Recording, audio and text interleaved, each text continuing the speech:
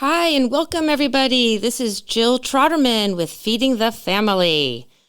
And today we're going to be talking to Mira Dessy. And we're wondering, how can we feed our families? How can we feed our communities with the food landscape as it is? Are we reading package labels? Are we going to the farmer's market? How prepared are we for living our best lives and the most healthy lives? So I'm going to read a little bit about Mira Dessy.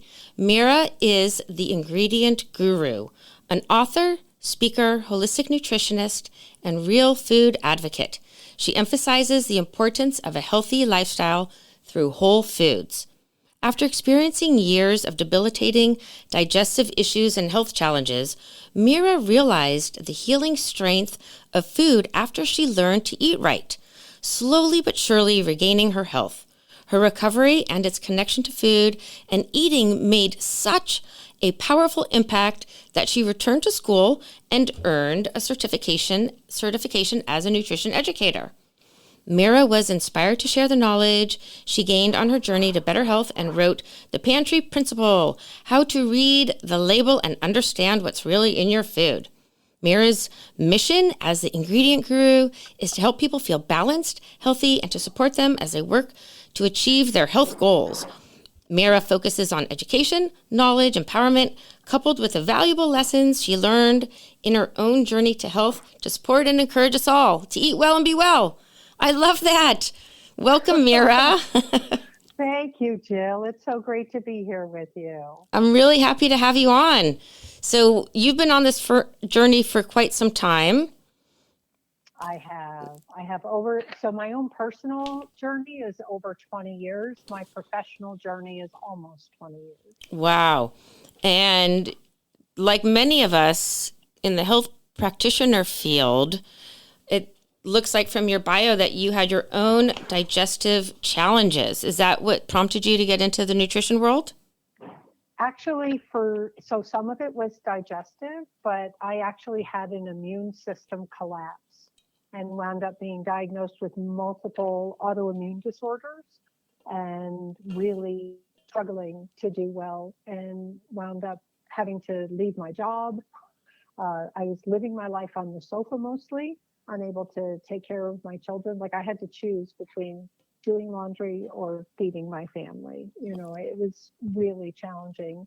And then as I slowly began to reclaim my health, I discovered that I felt I taught myself everything I thought I could. And as you said, needed to go back to school. And so I did. That's fantastic. I have a similar journey, honestly. I went to the medical doctor. They could offer me no help except for pharmaceuticals. There was no getting to the core. And yeah. I just thought wow, what kind of medical system is this? That's really why I went to school as well. It sounds like we have... Sorry, I was just going to say, I think one of the challenges, I have been the beneficiary of some very wonderful doctors in my life. However, very few of them ever speak about the importance of food. And that really was the missing key for me and for many of my clients. I think most people, the people that I work with in my practice, it all comes down to food. I mean, there's the mental health, yeah. There's your attitude, there's the affect of the human, but eating is one thing we all do. Yes. To survive. Yes, absolutely. Right. Mm-hmm. So what did you find when you were going to school and then doing your practice were some of the things, I know you're really interested in ingredients. Yeah. Right? For me, yes, absolutely. And I consider ingredients to be so foundational because there's all kinds of information that says, oh, eat these foods, don't eat these foods, but we're not talking about what's in what we're eating. And it turns out that there is a lot that can be added to food, even if it, sounds good. People say, oh, eat more vegetables. Well, how were those vegetables grown and how were they processed? And what is in that meat or that dairy or those eggs? And so that really was a major key for me. Myself, I consider to be one of what I call the chemical canaries. Chemical canary. That's how you felt you were. You were a chemical canary. Yeah. Right. They used to send canaries down into the coal mines with coal miners. Yep. And if the canary passed out, it meant that the air was bad and that they needed to get out. Well, there are a whole bunch of people who have these, quote unquote, mystery illnesses. And the doctor goes, well, your labs look good to me. Like, I don't see a problem. But they're responding to what's in what they're eating. 100%. Yeah. Mhm. And as we learn to remove those from our diet, all of a sudden we start to get better. Yeah, I want to ask you, where do people start? Because the latest statistic, which has gone up, the statistics get worse and worse, unfortunately, not better and better. So it just means we have more work to do, Mira. But Yep. 50% of all kids right now have at least one chronic health condition. Yes. That's like, I'm flabbergasted. It's shocking. It's very sad. We're not talking about scraped knees or a broken bone here and there. We're talking about diabetes and cardiovascular issues, mental health, digestion, all kinds of things that are really lifestyle diseases. So when you're working with parents, that's my sweet spot, helping kids and families. I always want to get to the core, save the kid before they become an unhealthy adult. So Right. where do we help? Where do we start with people before they become overwhelmed?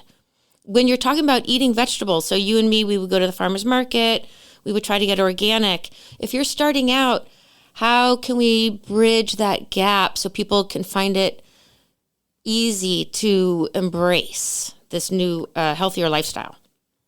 And it is such a challenge. And part of the reason it's so challenging is because food producers make so many products that are hyper palatable and that essentially makes them addictive.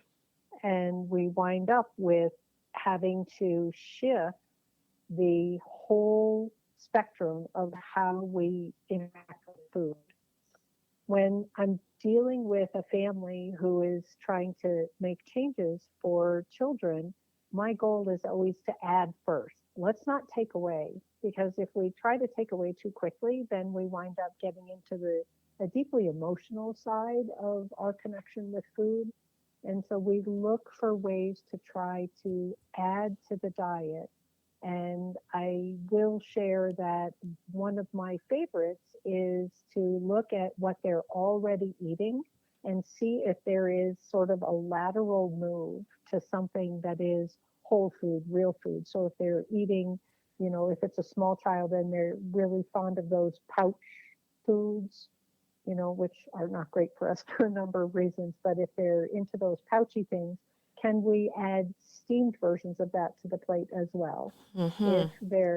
If they're into really crunchy snacks, can we look at what are some other things that we can do that are crunchy, like nuts, or if we roast things like chickpeas, we can season them however we want, just finding ways to add first.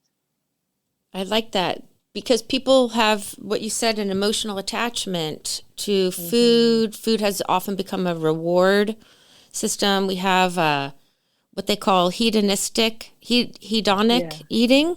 Yeah. And Yep. that's when people are eating from an emotional place where they just want to have pleasure, where food no Mm-hmm. longer is a source of nutrition and sustenance and energy gathering. It's really just to placate or pacify our stress and anxiety in the world, or maybe from boredom. And then they make these highly palatable foods like you're talking about. Can you share with people what are highly palatable foods? And I like the lateral switch for parents. So people are making the switch. They're going to add some great crunchy roasted chickpeas. I love that. Some carrots, some snacky, yummy stuff. But what are the highly palatable foods? What happens with the brain? Well, unfortunately, many of the highly palatable foods are, first of all, laden with sugar. And we are biologically programmed to seek out sugar. From millennia ago when we were fighting off the bears and other animals for sweets, for fruit and honey and that sort of thing, we still have that deep seated craving for it. We were never designed, however, to live in this time of overwhelming abundance. Mm-hmm. And so they put sugar into a lot of things. For example, if you look at things like spaghetti sauce or crackers or things that are meant to be savory foods, many of them have added sugars. Hmm. And then in addition to that, there's a really great book by Michael Moss called Salt, Sugar, Fat. And he talks about how food producers look for something called the bliss point. And that is the perfect balance of salt and sugar and fat that is just so balanced, so nuanced that you cannot stop eating it because it's perfect. And it just becomes very, very addictive. And then we also, of course, there's not so much straight up MSG in our food. You can still find it, but not as much. But there are a lot of MSG analogs. And so when, autolyzed yeast, for example, or hydrolyzed things, and those open up those same glutamate pathways, and that just makes us want more, crave more. Mm-hmm. And they tend to be found in a lot of the snack foods. And then unfortunately, our bellies are full, but our bodies are empty. There's nothing in the gas tank because you're so full from the snacks. There's no room left for the nourishing foods. Right. And then the body still will crave those nutrients that it didn't get. Mm-hmm. Mm-hmm. Right. Exactly. And can you share some more about like emulsifiers and guar gum and carrageenan?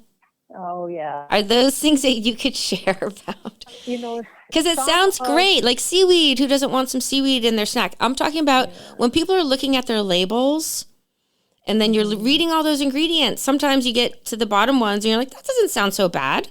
Like that sounds kind of normal and right. But then really it's not, especially when we're overeating these things. They accumulate and our bodies have to detox them. So are those things really bad, guar gum and carrageenan? And can you demystify that for us? So carrageenan is one of those ingredients that I believe nobody should eat. It is really, there are so many studies that show significant health problems, especially digestive problems. And I will say it comes from a red seaweed.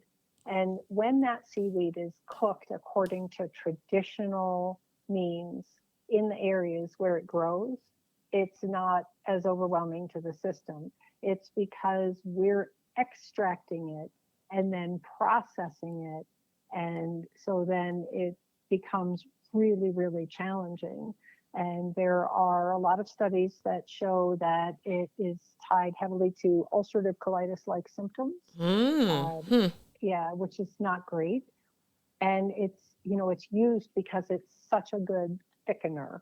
Mm-hmm. And many of the emulsifiers or plant gums are there because they're emulsifiers, but the challenge is it's some of them are maybe not as challenging as long as you're not allergic to them. For example, guar gum, it's not necessarily harmful in and of itself. The challenge is how much we're getting, because we don't stop. We look at that one product. We don't stop and look at throughout the day what we're eating.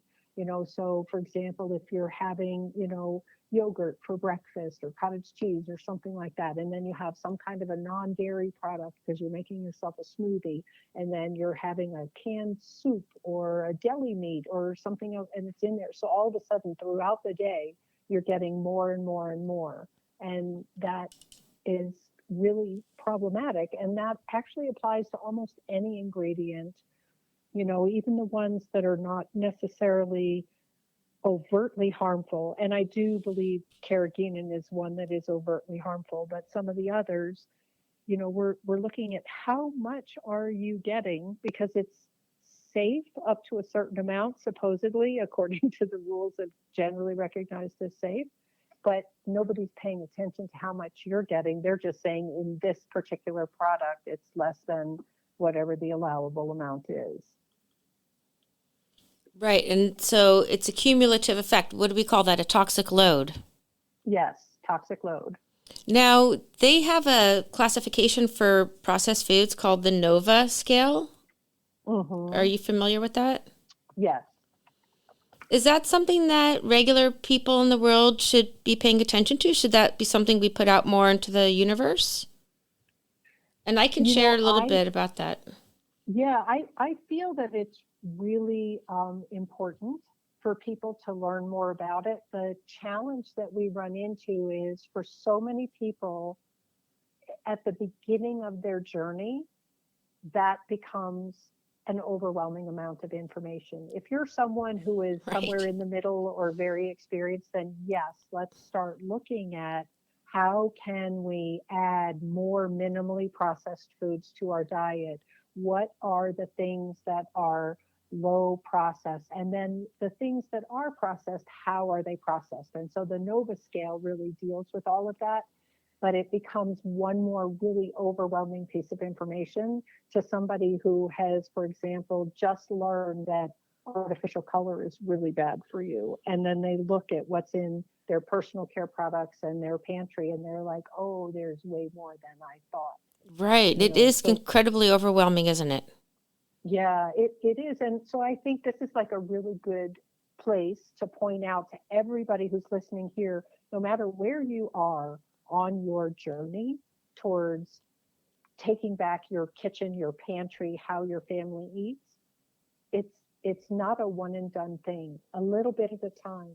And every little thing that you're doing is one thing more than you were doing before. So if you decide, for example, we don't want artificial colors and we're going to work to get those out of the diet, and maybe it takes you, 2 3 months to do that, or longer, however long it takes, that's still one thing you're working towards. And so you can't beat yourself up and go, oh, I'm not doing, you know ultra, or avoiding ultra processed foods or whatever. We make one change where we can, and we move forward with that, always looking to do a little bit better. That's really great advice. Before we move on, I do just want, I did pull up the NOVA classification. So I am going to just share it really quick in case anybody wants to geek out on this. But then I do want to dive into some more practical items for people. Mm-hmm. But so the NOVA food classification, so it starts with there's 4 categories: the unprocessed or minimally processed. So that's when you're getting an orange from your tree or your neighbors or even the grocery store. It's unprocessed. Minimally processed would be things like butter or oils that we buy, even salt, unless you're getting your own salt from the sea. So those Mm-hmm. are the very minimally and processed, barely processed. So maybe you get your lentils in a bag at the grocery store. Mira and I would, of course, advocate for bringing your own bag and using the bulk bin or buying bulk at like a buying club, right? That's Mm-hmm. where I buy Mm-hmm. most of my beans, rice, nuts come from wholesalers. And then I Mm-hmm. package, put all my foods either in jars, glass jars, or in the freezer for long term storage. And I do want to talk to you about your pantry survival stuff too. And then Okay. the 4th category is processed foods. So those are things like breads, jams and jellies. Those are the times when we really want to start looking at the ingredients. Those are when you're going to see the guar gums and the carrageenans and the other additives that are suspicious. Mm-hmm. The final category, those are the no-nos, the ultra processed, the highly addictive, highly palatable foods, where everything barely, there's nothing recognizable, like a Gatorade or Right. A frozen pizza. a frozen pizza or weird random cookies that used to be fun back in the day, but not anymore. Ice cream. So those are the 4 categories. So wherever you are in the world, like Mira said, start adding in the good stuff and don't worry so much, but slowly start reading your labels and ingredients. Does that sound like a good place for people to start, Mira? I think that sounds great. And again, some of it, when I'm working with people, I talk to them about evaluating things on a good, better, best scale as they're ready to make changes. So if you're someone, for example, who's buying orange drink, which is not juice, by the way, it's a drink, which means there's a lot in it and it's highly processed. And then we look at shifting, can we shift to orange juice instead of drink, and single ingredient, fresh squeezed orange juice. And then from there, we go down to that orange that you were talking about. And the beauty of that is, if you look at a glass of orange juice, for example, it's got the juice of 4 to 5 oranges in it, depending on how big they were. it is a lot of sugar and no fiber. So your body just absorbs that sugar right away. I kind of defy anybody, aside from a competitive eater, to down 4 or 5 oranges in sitting. Like, there's a lot of fiber in there, and it fills you up, and it slows down how fast your body can get to it. So again, that's that lateral shifting. We make these tiny changes a little bit at a time and learn how to move to something that is going to be more nutrient dense and better for us. Yeah, that is a really fabulous way of looking at it. So kind of bringing it back to the basics. Yes. Right? So if you're having a pizza from a commercial store or a frozen pizza, maybe start bringing that down to a local pizza place where you know their ingredients are sort of fresh. And then maybe the final step would be you making your own pizza, where you're making your own dough and having fun in the kitchen with your kids and fermenting it for a minute and maybe making it a fermented rise and adding your own fresh ingredients. Is that the lateral switch? That can be a great lateral switch, and the other thing that I also want to share, I actually just wrote an article about this recently.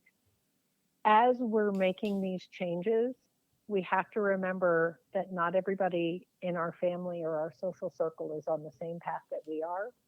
And so sometimes you may be choosing to eat differently at home, and you go over to somebody else's house and, you're at the point where you're making your pizza from scratch and you're having a lot of fun with it, and your kids are in the kitchen with you. Everybody's decorating your own pizza. Like, it's a great way to enhance mealtime by cooking together or cooking together. And then you go over to somebody else's house and they pull out a freezer pizza. Like, we can't start lecturing, and we can't go, oh, I can't eat that. Like, unless you can't eat one of the ingredients because of a health condition, so food is such a challenging issue. I know. And when we're starting to make changes, we have to remember that not everybody eats the way we do. And so the thing we can be most, in charge of is what's in our own home. And then we love the other people who, make a box cake mix for us, and we say thank you very much. Right. Oh, so many funny things are coming into my mind. There is a meme about a woman who goes to a friend's house, and she's like over the top, nutty, healthy, kind of crunchy girl. So the friend brings out water. She's like, no, it's okay. I brought my own cosmic water with my crystals in it. I've blessed it already. And then the lady comes to wipe her counter with Clorox bleach, and she's like, no, I have it with my vinegar. I don't know if you saw it. It was very funny. So we don't want to be that friend, where you're bringing your own bottle of wine because the other wine has sulfites in it or something. But right. But right. And yeah, go ahead, Mira. No, go ahead. Oh, I was just going to say, and sometimes, if we are doing the things that we're doing, people may notice and say, hey, talk to me about that. That's a perfect opening. But don't walk in and go, oh my gosh, I can't believe you have that. Did you know? Blah, blah, blah, blah. Like, nobody's going to invite you over. You don't want to bring out your PowerPoint? No? What? Oh, good to know. So here's a really funny story. When I was in school and shortly after graduation, I realized that I had to really stop because I would look at other people's grocery carts. Yeah. I would be making judgments. Right. Like that. Luckily, I didn't try to talk to somebody about it because that would have been really rude. But I would look and I'd be like, what's wrong with them? Now I realize, like, everybody is at a different place. I don't look at anybody else's cart. I don't want them to look at my cart. Like, we're doing our own thing. If you want me to help you, I will take you to the grocery store. I will go through your pantry with you. Like, there's a lot of things we can do, but we don't make judgment. So don't judge me if I'm in the grocery store and somebody puts a bottle of Coke in and I take it out. You're saying that's not right? No, I was kidding. But it's true. We don't want to judge. When my kid was really little, I have 2 boys, and I was on this journey way, way, way back before it became maybe popular. But I would have to counsel my kids, like, please don't make comments on your friends' lunches. Because my little son, he would come home very distressed Like, Abby, Mom, she has this in her lunch. I'm like, it's okay. She'll be fine. That's not your business. Just love her. Don't talk about it. Every family does it their own way. And I think that's really important. I wasn't going to bring this up, but people can develop eating disorders from being overly neurotic about their food. So I really love that you were sharing, just eat the pizza, don't question everything, because maybe the psychology, being obsessed could be more damaging with creating a stress response perhaps in your body. And we remember that it's being served with love and for community. Yes. You know, and I will share, so I have a funny story also about kids and food. And I share this to tell anybody who's listening, please don't do what I did. Okay. Pay attention. Don't do what Mira did. Let's hear. So I was really ill. And literally, I was so ill, I could not walk up a flight of stairs without lying down on the landing to recover in order to go to bed. And as I began to get healthier and as I began to discover that it was what was in what we were eating, I behaved badly to my family because I just made decisions. I was like, nope, that's out of the house. Nope, we're not doing that anymore. And I remember at one point having a knockdown, drag out screaming match with one of my daughters in the middle of aisle 5 at the grocery store because she wanted her particular juice. And I said, it's got a high fructose corn syrup in it. I'm not buying it. We are not having that. Like, we're just having this argument. I'm sure people were walking by shading their eyes going, nope, not going down that aisle. Mm-hmm.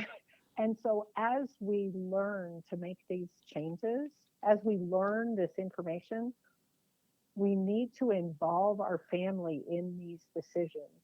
Don't just make a cut and dried, decision and then expect everybody to go along with it, because they like what they were doing before. And so we have to find ways to introduce things to the home. Maybe you bring home 3 different kinds of juice and you say, hey, let's have a juice challenge, which one is going to win, kind of thing. But of course, you've preloaded the dice here because they all don't have high fructose corn syrup or whatever it is that you're taking out of them.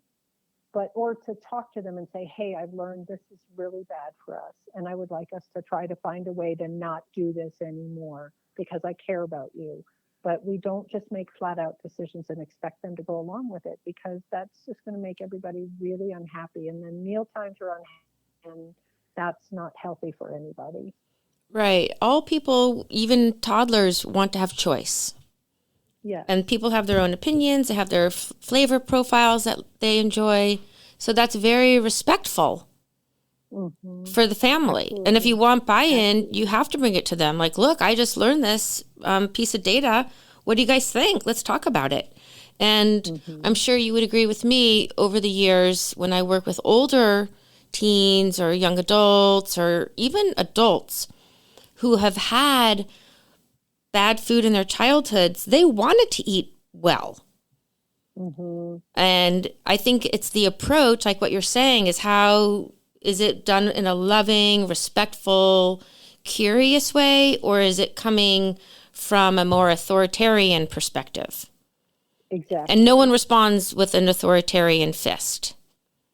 No. So a loving, gentle way to bring the family on. And I think I hope how I approach it with my own family when I started really figuring things out in the food world. And at some certain point, I would just I would teach my kids, this is what's in this ingredient. I've shared an ice cream story. I was really concerned about not high fructose corn syrup. I mean, I was hydrogenated oil and PHOs. Yeah. That was my Achilles heel, or my number one bad ingredient, my food vampires, I would call them. And, so my kids knew about partially hydrogenated oil, so we all got ice creams. And I am sorry for those who have heard the story before. We all got our ice creams, and my little son, he's like, no. And I was like, I have to ask the ice cream man what the ingredients are. We totally forgot. And my little kid was looking at me, please, Mom, don't ask. Because he knew it was going to have bad ingredients. And I asked, and it did have the hydrogenated oil. And I'm like, I'm sorry I did ask, but I'm not going to get mine. I'm going to get a different snack. But you do what you want to do, honey. Like, make your choice. Like, I wasn't going to tell him not to eat it or to eat it. And he just looked Right. at me, and I know he was like going in his mind, and he did make that choice to throw it out. And it was so heartbreaking because he walked outside of the ice cream shop and he put it in the bin. And but we did go and get a better treat. But I was very Yeah. proud of him because he made the decision on his own.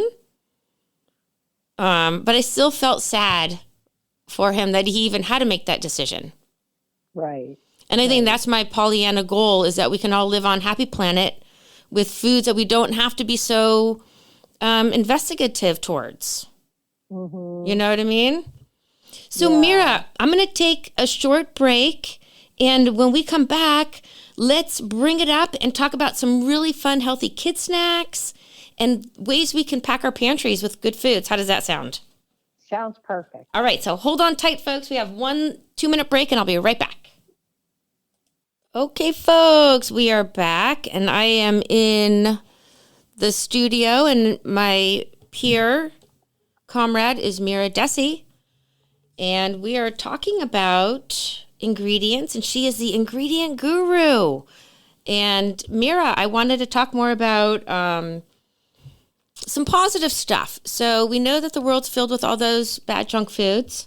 What can parents do, and families, and even just regular people have for healthy snacks? What are some easy? I love that you use that word lateral. I'm going to steal it from you if you don't mind. I'm going to start using that. So I wanted to talk about snacks, and then I also wanted to talk about your preparedness. I don't know which one you wanted to dive into first. Let's talk about the snacks, since we were talking about that before. Yeah. You know, I think one of the easy ways to start is to look at the label and figure out what are the things that you're already doing that you don't want to do anymore. Some of them are sudden stops, like artificial colors or artificial sweeteners. Others are things that you maybe want to cut down on. Like if you start reading the label and you realize, you know, there's two parts to a label on a food package. There's the nutrition panel and there's the ingredients. And a lot of people mostly only look at the nutrition panel, and they're probably only looking at things like calories and, you know, if they have to avoid salt or whatever. If you start looking at just how much sugar is in there, for kids especially, finding ways to dial it down. So let's say you've got a kid snack that's got, I don't know, 10 grams of sugar per serving. That's a lot of sugar. And so can we look for options that are maybe half that? It's still going to be sweet, but it's not going to be as sweet. And then we start looking for other options, other things that we can do. And it also depends on where you're going. Like if it needs to be a portable snack, then we're looking at things like maybe making a little bento box, or having, you know, does your kid like beef jerky, or, you know, if they can have nuts, that's certainly a good thing. Fruit is always good, especially if it's something like, you know, one of the little cuties, or a plum, or, you know, something like that, or even a little container that's got some berries in it. But again, with everything, I look to add first. So whatever your kid's doing for a snack now, even if you're cutting down, that, you know, looking for lower sugar or lower fat options for certain things, to add an extra something in there. Maybe they come home and they go, wow, you know what? I really like those raspberries, or those, you know, this beef jerky thing was great, or I like this meat stick. I happen to like some of the sticks better than jerky for kids. Okay. You know, they seem to like that shape. Right. Or a dip that you make or something. So adding something really special that they're like, wow, I didn't even know that was an option. Thanks, Mom or Dad. Right. Exactly. You know, and so if your kid is used to having chips, then cutting your vegetables in fun shapes and giving them a dip. They can have the chips with the dip, and they could also have the veggies with the dip, and maybe discover that they actually like the veggies, you know, and veggies are going to have some of that same crunch as a chip. Obviously not as much salt or whatever, but if they're going for the dip, then the dip potentially is going to have flavor, which is going to be really, hopefully, you know, encouraging for them to add that to their diet.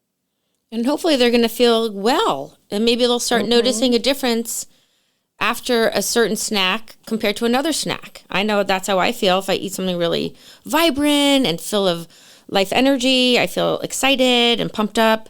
And if I have maybe a not healthy eating day or something that wasn't perfect or whatever, people can start paying attention to that you really do notice a difference. Yes. And I think the other thing too is we don't question them a lot about it. We can say, oh, did you like this thing that I added? If they don't mention it, did you like this thing that I added to the snack? And, some kids are going to go, yeah, that was great. And other kids are going to go, uh-huh. And you Yeah. go, great. Yeah. Don't make it a big thing. We don't push. Right. Exactly. And now I'm kind of thinking about those toddler pouches, because let me just tell you, parents, it's way harder to get your kids off of these foods the older they get. So maybe don't start with those foods for any new parents out there, right? Because it's harder. So what about those toddler pouches and toddler milks? Yeah, I'm really not a fan of the pouches. First of all, we are designed to chew. Thank you. Yes. Please say that again really loud. Right? No, we are. We're designed to chew. That's why we have molars. And so if all we do is suck down these pouches, sure, they're convenient. I get it, but they're not helpful. The other thing is that they have no fiber in them. And if we are chewing foods like, carrots or celery or, apples or whatever, we're getting some fiber with that as well. And that in turn helps support good gut health because we're putting things in that are going to be supportive for our microbiome. And, I understand why they started. They're convenient, but unfortunately they've become so popular now that I have sometimes even seen teenagers drinking those things, and they're just not good for you. Yeah, I like that you brought up the chewing. I was on a podcast and that was something I brought up, and I thought it was so obscure that no one's talking about it, but apparently it is a thing. Our jaw lines are changing in the humans. Yes. Our facial structures are changing and the chin is narrowing. So it really is important that we exercise our mandibles and our jaw and that we have a straw jaw. We're designed to chew things. It's also, our facial structure is also really important for our breathing, for oxygen intake, and also for supporting vagal nerve function. So we need to chew. We do need to chew. And okay, so once we have our pantry stocked with our beans and our rice and our grains and healthy snacks for the kids, nuts and seeds, pumpkin seeds, I love for a snack. Toast them up with some little tamari on there. Yum. Yum, yum, yum. So good.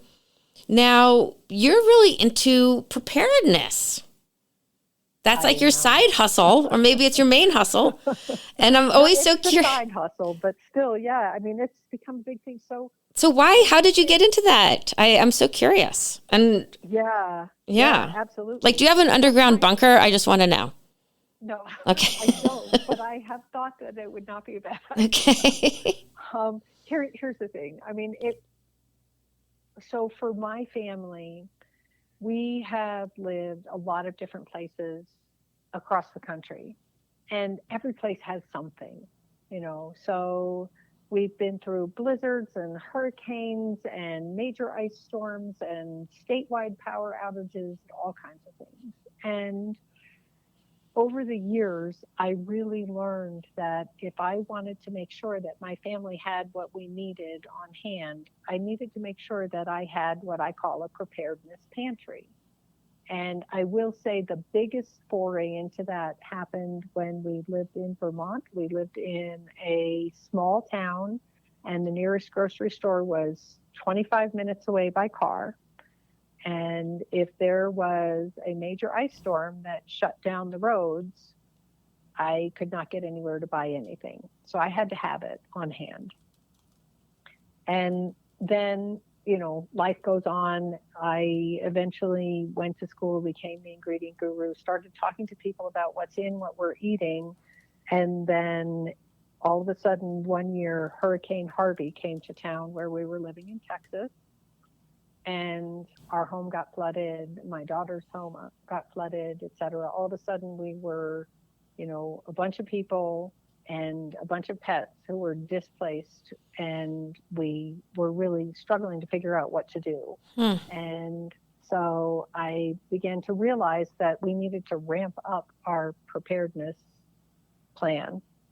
And I started learning from other people, and I started studying. And then all of a sudden, one day I realized that it fit perfectly with my viewpoint as the ingredient guru, in part because I started talking to my clients about this and realized that many of my clients have very specific dietary needs. And Right. Hello? Get to the grocery store because you're cut off. If you don't have what you need on hand, it can be. And I'm not talking about the bunker. I mean, I think that's kind of a fun idea, but from what I understand, they're very expensive to build. And also no shade to anybody who's like, I have a year's worth of supplies. Like, good for you. That's great. My plan for the people that I work with is I want to encourage you to have like 2 to 4 weeks worth of supplies on hand, so that if you couldn't get to the grocery store, if you were in some way cut off or something, you could literally survive on what's in your house for 4 weeks without having to go to the grocery store. That's huge. I wonder how many people can do that. City dwellers. I have friends that I'm like, wow, you have nothing in your refrigerator, because they just go shopping or they eat out. Yes, I know. And I will share that so one of the things that I do is I have a membership where people can take my class, the Preparedness Pantry Masterclass, and they learn how to build all of that. I also do individual consultations, and you would be surprised at how many people I talk with who either live in an apartment or live in a setting where they're not used to doing that. And we find all kinds of places and ways that they can store food and water. We also talk about the water plan, because you can go without food for a number of days if you absolutely had to, but water's critical. Right. So talking about what is your water plan and what are we going to do and how are you going to do it? Right. I think nobody thinks that it could happen to them, because we watch it on TV, like, oh, that's too bad that flood happened. Or you think, well, there is a grocery store, Safeway's down the road, so if the power goes out, I'll just pop over. And we're so dependent on our food system. I really want to, during the COVID time, I put on a couple festivals and started a little farmer's market just for that reason, because I felt like we're all detached and we can't rely on each other. We're so dependent on the big ag and the big food systems that not only do we want to have food in our own pantries, but we want to know what our neighbors are growing and have more connection that way. But so at a minimum, Mira, what are like 5 things that you would have in your pantry that would last, you said 4 weeks. So you have to calculate how many members are in your house, maybe even take into account some random neighbor down the street or a couple extra people you might have to feed, right? Just in case. And your pets. And your count pets. As people. They are people, totally. So off the top of my, go ahead. So I'm thinking beans, but you tell me what. Well, I was going to say what everybody stores is different. The one thing that everybody needs is water. Water. So that's big. And you need 1 gallon of water per person per day. Okay, that's a great thing. 1 gallon of water per person per day. Okay. Yep. And there are special containers that you can buy that will help you store a lot of water. If you don't have space to store a lot of water, then we look for what are secondary sources of water, and do we need some kind of a filtration system? Okay. So that's where, it becomes very individual. Another thing is protein. You need to make sure that you have enough protein. And what people are going to eat is very different. For example, I have a true food allergy to seafood and fish. So stocking cans of tuna and sardines is not going to work for me. Right. So we have to look at what it is, but you need to make sure that you have that. You're going to have the meat sticks, whatever those are. Right. So we could have those, or we can also have, I will share that I have canned meat. I have meat in my freezer. Mm-hmm. I do have beans. I also have dehydrated meats. Right. Freeze-dried meats. Okay. So there's that. I also encourage people to make sure that you have vegetables in one form or another, whether it's in the freezer or it's canned or it's home canned or it's freeze-dried or it's dehydrated, so that's something. And I will also share, there's some of the myths that I ran into as I was learning this, and then as I began to work with people doing consultations about their particular pantries was don't buy it just because it seems like a good idea. Like, don't buy a lot of flour and yeast because you think you're going to start making bread. If you don't know how to make bread before you start, that's not going to help you. That's the funniest thing, right? But it happened during COVID a lot. And get your prairie skirt and your bonnet because you want to make the look right. So right. Don't buy dried beans. If your family does not like beans, because you think we're just going to eat a lot of beans, they're not going to like you very much after that. Okay. So thinking about that. Okay. I also believe that it's important to have a little bit of something that's a treat. And one of my favorites tends to be dried or freeze-dried fruit. Not that we're going to go hog wild and eat it all at once, but we're human. We like a little comfort, a little something sweet. So don't think that you can't have that. And then the other thing is sort of a broader category, but that's condiment, because our food needs to taste good. So you need to make sure that you have a variety of spices or condiments or other things that you can use to flavor your food. Those are amazing ideas. Now, one thing that's popping into my mind, where do we store this? Do you keep all of it in your regular pantry and eat from it as you would normally? Or are you having bins in your garage or boxes that are sealed? Great question. And so again, everybody's answer is different because it depends on what your particular living situation is. I will share that I believe we should all have two pantries. One is your everyday pantry. That's the one that's usually in your kitchen, and that's the one you cook out of. The other one is your preparedness pantry. And that, if you happen to have a big enough kitchen, can be in your kitchen, or it can be somewhere else.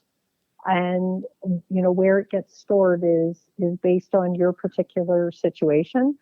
Some people can, use under the bed, for example. You can buy those under the bed containers that they sell for Christmas wrap. They happen to be great for storing things. Fair.